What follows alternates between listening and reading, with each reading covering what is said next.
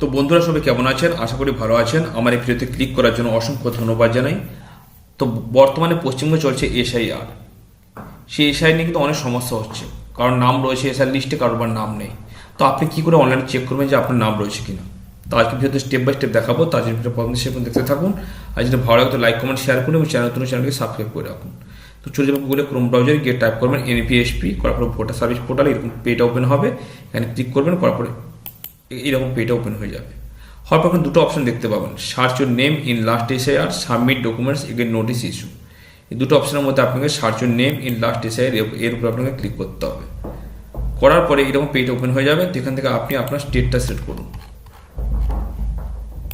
করার পরে এগুলো যদি আপনি জানেন, part serial number, polling station তো জানেন, তো সিলেক্ট করবেন, না হলে কিছু করার দরকার নেই। এখানে আপনি আপনার নামটা দিয়ে দেবেন।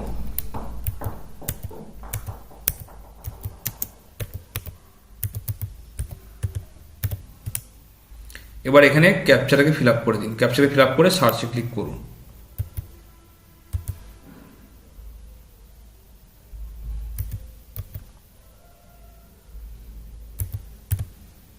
এবার সার্চে ক্লিক করুন। এবার নিচের দিকে চলে আসুন। এই নাম দিয়ে কিন্তু অনেক নাম এখানে চলে আসবে, তার মধ্যে আপনাকে খুঁজে নিতে হবে। এখানে নাম রয়েছে, এখানে রিলেটিভ নেম রয়েছে, এখানে রিলেটিভ টাইপ রয়েছে, এজ রয়েছে, স্টেট রয়েছে, ডিস্ট্রিক্ট রয়েছে, এখানে পোলিং স্টেশন নম্বর রয়েছে, পার্ট সিরিয়াল নম্বর রয়েছে, ইত্যাদি এখানে রয়েছে। এখানে অসংখ্য নাম আপনি পেয়ে যাবেন। এর মধ্যে যদি না থাকে, আপনাকে যেটা করতে হবে, আপনি নেক্সট করুন। নেক্সট করলে আরও নাম বেরোবে। এখানে দেখুন আরও নাম চলে এসেছে, ঠিক আছে, আরও নাম চলে এসেছে। এখানে ওই একই নাম দিয়ে অনেক অনেক নাম চলে এসেছে, এখানে আপনি চেক করে দেখে নিতে পারেন, ঠিক আছে।